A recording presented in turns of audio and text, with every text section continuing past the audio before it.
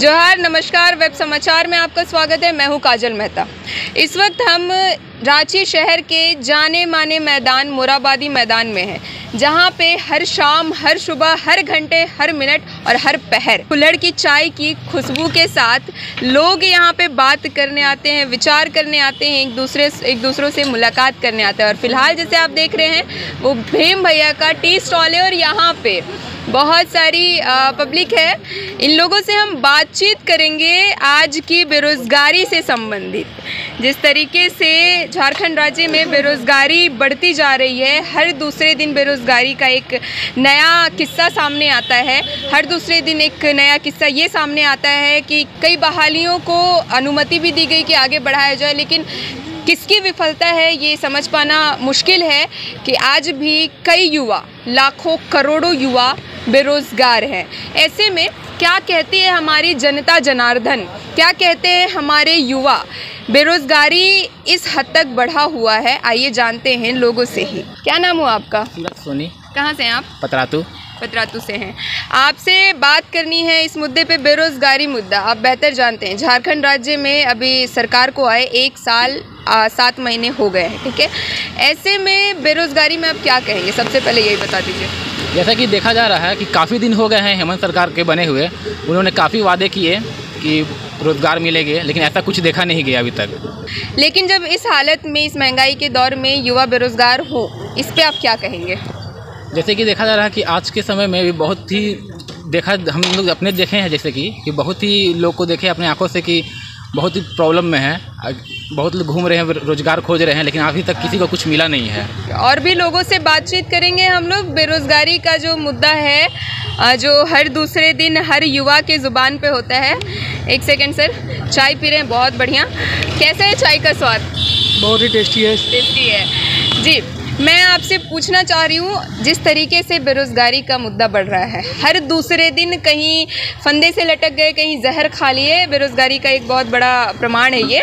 क्या कहेंगे आप इसके बारे में? एमटेक कर रहे हैं, इतना पढ़ लिख के कोई रोज़गार नहीं मिल रहा है। भाई लाखों रुपया खर्चा करेगा माँ बाप, तो बच्चा अगर न फिर भी बोझ बन जाएगा पढ़ लिख के, तो फिर लास्ट फंदा लगाएगा ही ना। आपको क्या लगता है जी, युवाओं की आवाज़ सरकार तक पहुंच रही है? बिल्कुल नहीं पहुंच रही है। सरकार को सुनना चाहिए युवाओं का आवाज़।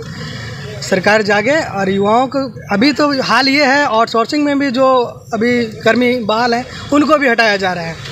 आखिर करे क्या? सरकारी बहाल हो ही नहीं रहा है, आउटसोर्सिंग भी नहीं हो रहा है, तो कैसे आखिर ज़िंदा रहेगा, कैसे कमाएगा, कैसे रहेगा? हाँ, लॉकडाउन है, किधर है, पढ़ाई लिखाई भी चौपट है, मतलब चारों तरफ से स्थिति बहुत दयनीय है।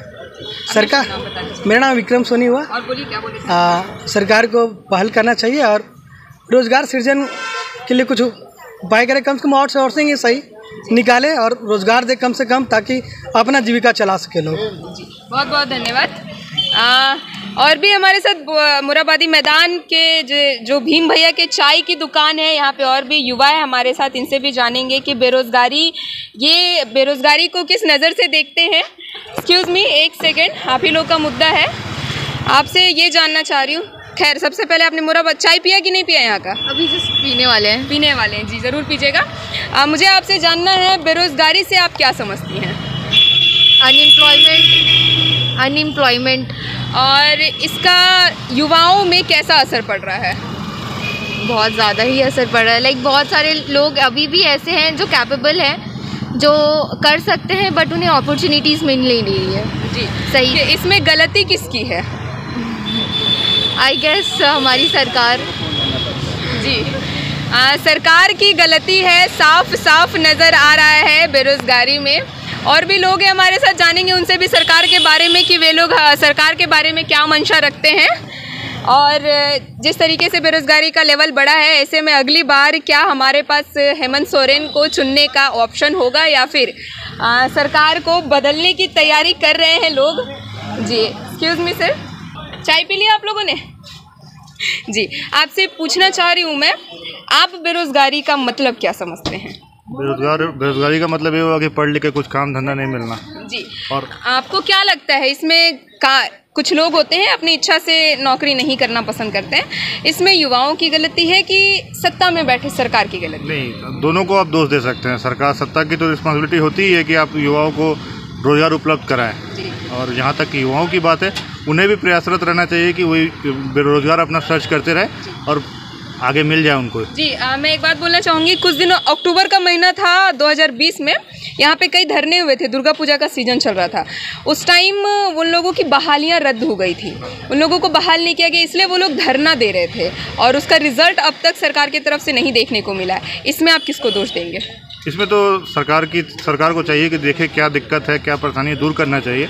अगर धरना प्रदर्शन कर रहे हैं तो कोई तो बात होगी, तभी धरना प्रदर्शन कर रहे हैं वो। सरकार को इसमें पहल करना चाहिए और उसके लिए एक कदम उठाना चाहिए कि हाँ, ऐसा आगे से नहीं हो और लोगों को रोज़गार मिल पाए। धन्यवाद।